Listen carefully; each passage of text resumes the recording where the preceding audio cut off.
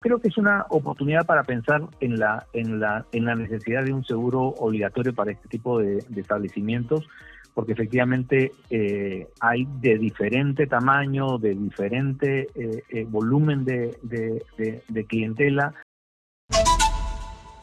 Estás, Eduardo, muy buenos días, bienvenido a Exitosa. Jesús, muchas gracias por la oportunidad y déjame empezar manifestando nuestras sentidas condolencias con todas las familias que han sufrido fallecimientos o heridos en este lamentable accidente. Bien, vamos por puntos. Vamos un ratito a retrotraernos al caso de la caída del techo en Trujillo. Se activaron los seguros por parte de Real Plaza, ¿no? Exactamente. A diferencia de otras situaciones, esta es una situación en la cual esta empresa rápidamente ha podido activar las pólizas que tenía contratadas y esas han permitido atender oportunamente a las personas que han resultado heridas en este accidente.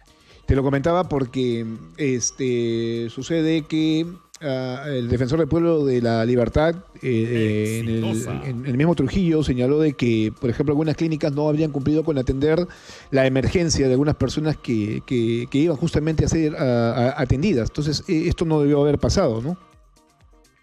No, acuérdate que existe la ley de emergencia y todos los establecimientos de salud están obligados a atender en situaciones de emergencia donde está en riesgo la vida de las personas.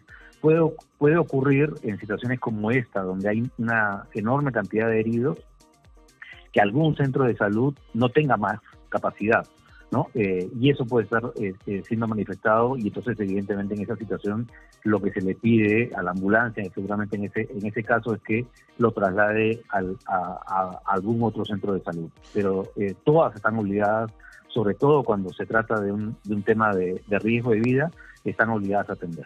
Bien, eso es importante aclarárselo porque el público lo debe saber por ese lado, ¿no es cierto?, de que tienen que ser atendidos rápidamente porque no se puede jugar con la vida de las personas. Ya después, ¿no es cierto?, se presentará el representante de la empresa a sustentar el tema de la validez de un seguro.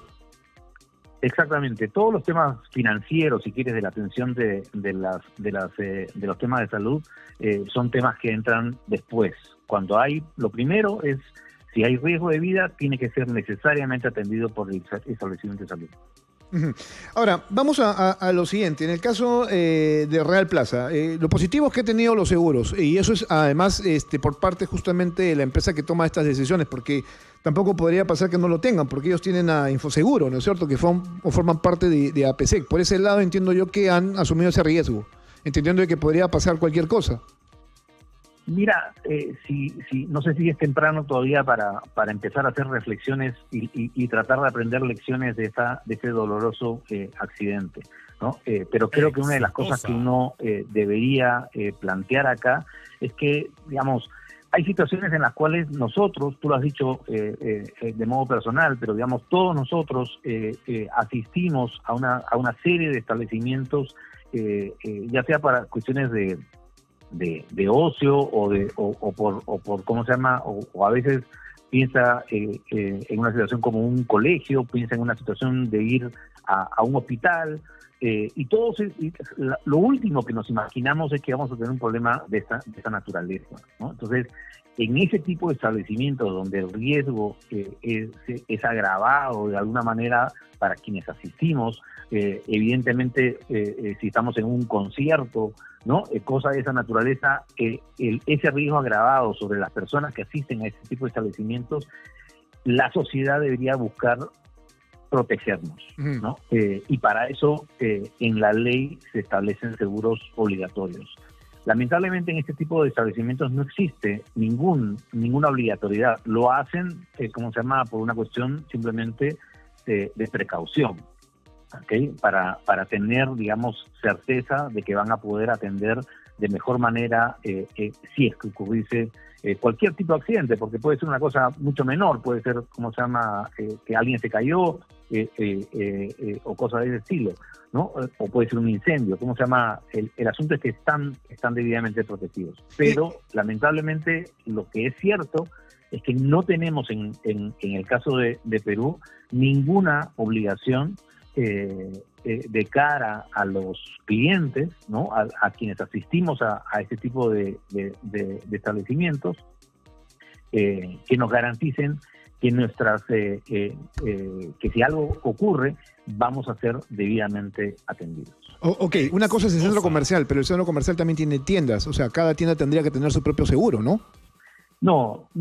Acá esto se hace, el administrador del centro comercial piensa no solamente en un centro comercial, piensa también en una galería comercial, ¿no? Igual vas a tener un montón de tiendas, pero hay alguien que es el administrador de ese centro comercial.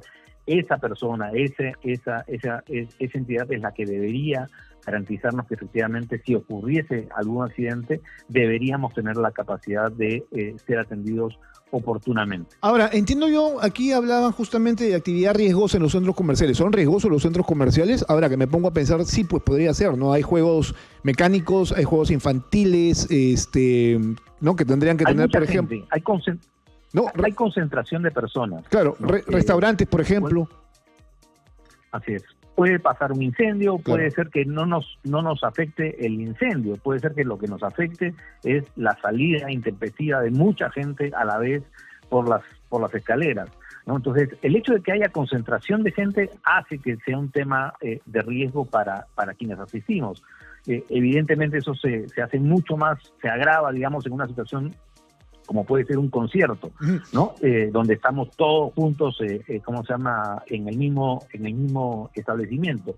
Pero acá claramente tenemos una situación en la cual existe un riesgo que, como digo, no necesariamente tiene que ser porque nos lesiona un incendio, sino por la concentración de las personas podemos terminar afectados. Bueno, pero pasan tantas cosas ahora que tú me lo haces recordar en un centro comercial, porque incluso hay hasta conciertos que se dan dentro de los centros comerciales. Hay una serie de actividades que demandarían que todos tuvieran este tipo de seguros, ¿no? O sea, claro, estamos hablando de Real Plaza, que está cumpliendo porque tiene también dentro del rubro Intercor a Interseguros, si no me equivoco, ¿no es cierto? Y entonces, claro, tienen esa posibilidad de hacerlo por una cuestión de precaución.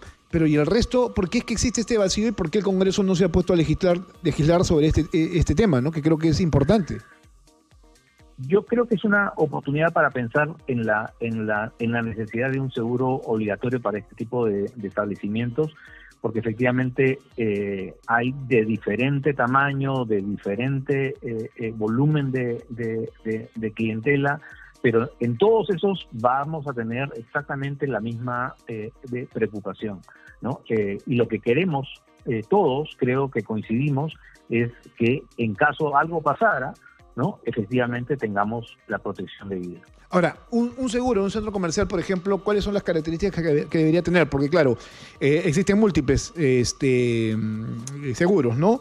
Algunos son, por ejemplo, de atención médica y otros también podrían llegar hasta la indemnización. Correcto. Básicamente lo que tú estás queriendo proteger son gastos, daños materiales o lesiones personales, o en el caso de personas fallecidas, que se atienda, digamos, los gastos de sepelio de esas personas. Entonces hay una serie de pólizas que se contratan para ese tipo de coberturas, ¿no? Y tenemos una idea, ya que Interseguro forma parte de Intercor y de Real Plaza, ¿cuál es la cobertura de los seguros que tiene Real Plaza o todavía no lo puedes adelantar? No tengo yo ese detalle. Estoy seguro que las pólizas que tiene contratada el centro comercial van a ser suficientes para atender a todos los heridos y a todas las familias de las víctimas en este accidente. Claro, mira, yo tengo una relación de temas. No estaba tratando de andar un poquito más en el tema de las responsabilidades, tanto civiles como penales, pero en el caso de seguros puedes cubrir daño emergente, ¿no? Gastos médicos, traslados, reparación de bienes, lucro cesante. Hablando de lucro cesante, ¿no? La gente deja de trabajar porque, claro, se le ha generado algún tipo de situación que no le permite ir a trabajar. En el caso del chico que ha perdido una pierna, que no va a volver a jugar más, tendría que aplicarse algún tipo de situación especial, ¿no? Si es que, claro, la póliza lo cubre, ¿no? Exactamente, digamos, en ese tipo de situaciones, evidentemente, lo que normalmente ocurre es que debería haber un proceso judicial establezca, digamos, el daño, que evalúe, digamos, que cuantifique ese daño, ¿no? Y lo que ocurre en la práctica es que como esos procesos judiciales son tremendamente largos, ¿no? Normalmente es que se llega a una transacción antes, ¿no? Entonces esa transacción es parte de lo que seguramente ocurrirá también en este proceso con las familias que han sido afectadas. Bueno, esta transacción antes es una indemnización conversada en la que hay, por ejemplo, algún tipo de acuerdo en común, porque podría pasar, ya yo te doy exactamente, tiene que ser siempre de mutuo acuerdo. Claro, yo te doy tanto monto durante tanto tiempo, pero nos podemos evitar, por ejemplo, continuar con el juicio porque ya estoy cumpliendo contigo, no lo sé. Son cosas que se van a dar. Sí, digamos, y digamos, no solamente hablando de ese caso, ¿no? En general, eso es lo que ocurre, ¿no? Porque efectivamente estos juicios tienden a ser tremendamente largos, ¿no? Entonces, creo que debemos pensar en aprovechar y aprender, digamos, de esta tragedia para evitar, digamos, en lo futuro tener situaciones en las cuales ni siquiera tengamos protección, ¿no? Como se llama, siempre lo primero es tratar de evitar víctimas mortales y segundo es siempre tener la certeza de que efectivamente en caso de que ocurriera un accidente las personas van a tener la atención correcta y la compensación adecuada que corresponde, ¿no? Se me ocurre preguntar, en el caso de víctimas mortales, por ejemplo, ¿cómo acciona un seguro? Como te digo, lo que ocurre, lo primero es atender los gastos de sepelio. En esos casos, ¿no? Y lo siguiente es los temas de indemnización que, como te digo, eso requiere, ¿no? La norma lo que dice es que requiere el pronunciamiento de un juez, ¿no? Esos juicios, insisto, son juicios tremendamente largos y lo que ocurre en la práctica, ¿no? Para tratar de hablar de lo que realmente ocurre en el país, es que normalmente ocurre una transacción de mutuo acuerdo entre los involucrados. Bien, bueno, hay una serie de consideraciones aquí que se van a tener que empezar a analizar sobre estos aspectos. Unas cosas son seguros y otras cosas son las indemnizaciones y otra cosa es la etapa justamente judicial donde uno tiene que entrar a mirar cuáles podrían ser sus potenciales beneficios. O sea, son estrategias, sobre todo si eres víctima tienes que empezar a mirar esto. Ahora, no es tan complejo lidiar con los seguros, ¿no? No lo debería ser y yo te diría que creo que es importante llevarnos la tarea